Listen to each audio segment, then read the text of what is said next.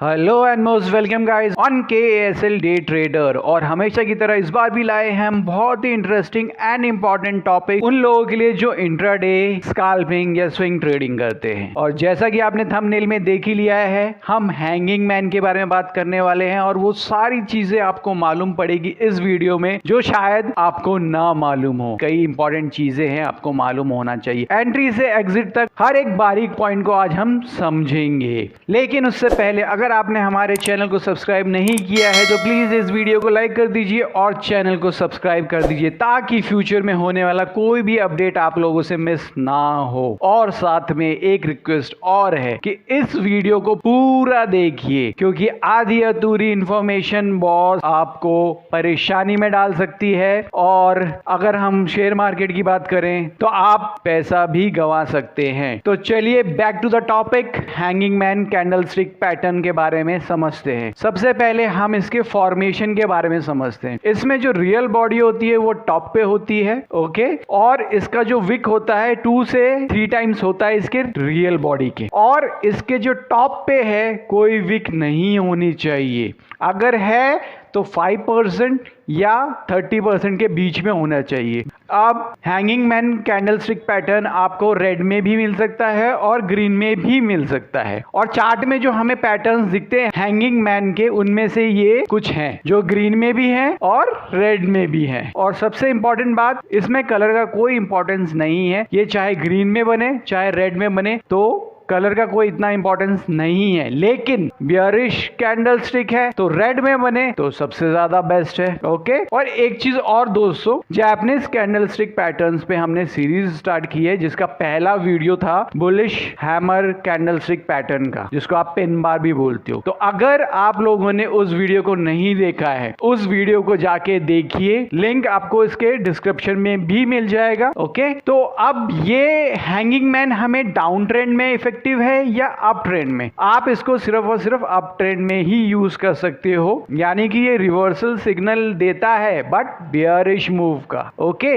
तो sharp up trend है तो ये ज्यादा इफेक्टिव है अगर वहां ये बनता है तो। अब हैंगिंग मैन कैंडल के फॉर्मेशन की साइकोलॉजी को समझते हैं। ये अप ट्रेंड में बनेगा और बनने के बाद ये सीधा सेलिंग प्रेशर को शो ऑफ करेगा एंड देन, और जब ये क्लोज होता है तो ये ओपन के नियर या ऑलमोस्ट उसके पास क्लोज होता है। तो हैंगिंग मैन पैटर्न जो है ये एक सिग्नल देता है कि अप ट्रेंड अब हो सकता है कि रिवर्स हो जाए। इसका मतलब ये होता है कि अप ट्रेंड हो सकता है कि अब वीक हो जाए, हो सकता है बायर अब इंटरेस्टेड नहीं है नए पोजीशन लेने में या फिर अपने स्टॉक को होल्ड करने में, एंड हो सकता है कि बियर अपना कंट्रोल कर ले फ्रॉम हियर, यहां से आपका बियर का कंट्रोल आ जाए। तो इसके फॉर्मेशन के पीछे की साइकोलॉजी ये है, ओके। अब एज अ ट्रेडर आपको मालूम होना चाहिए कि कब बाई करना है कब सेल करना है, यानी कि आपको इन शॉर्ट मालूम होना चाहिए कि एंट्री कब ले रहे हो, स्टॉप लॉस कहां लगाना है और एग्जिट कहां करना है, ओके। अब एज अ ट्रेडर आपको कॉन्फिडेंस कब आएगा कि बॉस अब हमें एंट्री कर लेनी चाहिए? तो वो कॉन्फिडेंस आएगा आपको जब लोअर शेडो बड़ी होगी, बॉडी के 2 टाइम्स या 3 टाइम्स हो या उससे ज्यादा भी हो, कोई अपर शेडो ना हो, अगर है तो 5% से ज्यादा नहीं होना चाहिए, और इसका जो रियल बॉडी है वो बहुत छोटा होना चाहिए, यानी कि डोजी होगा तो सबसे बेस्ट होगा। और सबसे इंपॉर्टेंट पॉइंट, अगर ये शार्प अप ट्रेंड मूव के बाद बनता है तो आपको ये सबसे ज्यादा इफेक्टिव रिजल्ट देगा। और सबसे लास्ट में, अगर हैंगिंग मैन रेड बनता है तो और अच्छे चांसेस हैं आपको बियर मूव के, ठीक है। तो अब आपको कॉन्फिडेंस आ गया, हमें जब हैंगिंग मैन दिखेगा तो हमें ये पॉइंट्स को कंफर्म करना है एंट्री लेने से पहले। इसके बाद भी मेरे दोस्तों आपको एंट्री तब लेनी है जब 2 पॉइंट और कंफर्म हो जाए, यानी कि डबल कंफर्मेशन, ओके। तो सबसे पहला पॉइंट ये है कि वॉल्यूम जो है हैंगिंग मैन का ज्यादा होना चाहिए या फिर इसके नेक्स्ट कैंडल का ज्यादा होना चाहिए। एंड सेकंड सबसे इंपॉर्टेंट पॉइंट कि जो हैंगिंग मैन के बाद का जो कैंडल है वो बियरिश होना चाहिए और हैंगिंग मैन के नीचे क्लोज करना चाहिए। और सबसे बेस्ट ये ऑप्शन होगा कि वो अपने प्रीवियस ग्रीन कैंडल के भी नीचे क्लोज करे, तो सबसे मजेदार बात है। ओके, और अगर आपको इन कंफर्मेशन का कुछ भी मिसिंग दिखता है तो boss do not enter, otherwise ऐसा गिरोगे कि अपने पैसे को लूज कर दोगे। इसीलिए confirmation then double confirmation then आपकी एंट्री होनी चाहिए। अब हम एक एग्जांपल से इसको समझ लेते हैं कैसे हम कंफर्मेशन ले सकते हैं। अब जैसे कि आपको ये बैंक निफ्टी का चार्ट दिख रहा है, इसमें आपके लिए मजे की बात ये है कि एक शूटिंग स्टार बना है, देन उसके बाद हैंगिंग मैन बना है। तो आपको इसमें देखना है कि हैंगिंग मैन का जो लोअर शेडो है डबल से ज्यादा है, यस है, रेड कैंडल है, यस है, बॉडी पे विक है या नहीं है, यस विक है बट 30% के अंदर है। ओके, अब इस पे डबल कंफर्मेशन क्या लेना था कि वॉल्यूम हैंगिंग मैन का या उसके नेक्स्ट कैंडल का ज्यादा होना चाहिए, तो इस केस में हैंगिंग मैन का था। एंड सेकंड जो नेक्स्ट कैंडल है वो हैंगिंग मैन के नीचे क्लोज कर रहा है, इनफैक्ट ये प्रीवियस ग्रीन के भी नीचे क्लोज कर रहा है।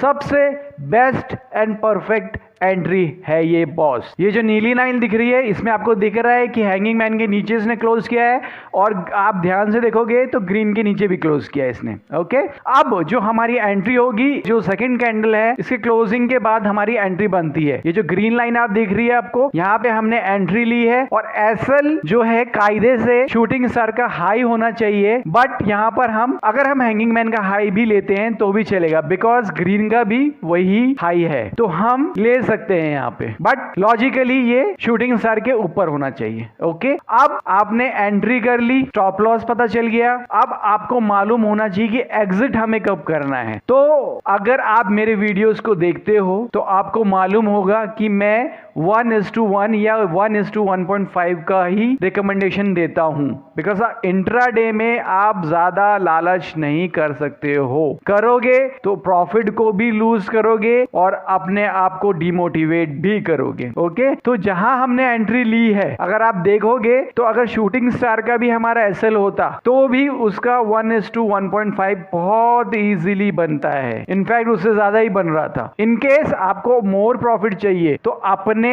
स्टॉप लॉस को ट्रेल करके 1:1.5 के पास रख देना, उसके बाद प्रॉफिट बनता है बने, एसएल हिट होता है हिट हो, आपका 1.5 पक्का हो जाएगा बॉस। अगर आप देखोगे तो इस चार्ट में इसने ऑलमोस्ट 1:3 प्लस का हमें टारगेट दिया है, बट हमने लालच नहीं किया, हमने अपना टारगेट जो सेट किया था वो लिया और निकल गए। ओके, तो दोस्तों ये था हैंगिंग मैन का कंफर्मेशन, डबल कंफर्मेशन कैसे करें और फिर हम ट्रेड कैसे करें और एग्जिट कैसे करें और प्रॉफिट कैसे करें। लेकिन हर बार की तरह मेरा एक रिक्वेस्ट है आप लोगों से कि इसको इंप्लीमेंट करने से पहले आप पहले बैक टेस्ट करो खुद से, 1 महीने का 2 महीने का चार्ट ले लो और उस पे हैंगिंग मैन को ढूंढकर इन कंफर्मेशन को फॉलो करो और देखो कि रिजल्ट क्या आता है। बैक टेस्ट करने के बाद भी आपको डायरेक्ट पैसे नहीं लगाने हैं, आपको फिर पेपर ट्रेडिंग करनी है ताकि कॉन्फिडेंस फिर डबल कॉन्फिडेंस एंड देन आप एज अ ट्रेडर सोच सकते हो कि हम अपना पैसा लगाएं कि ना लगाएं। तो दोस्तों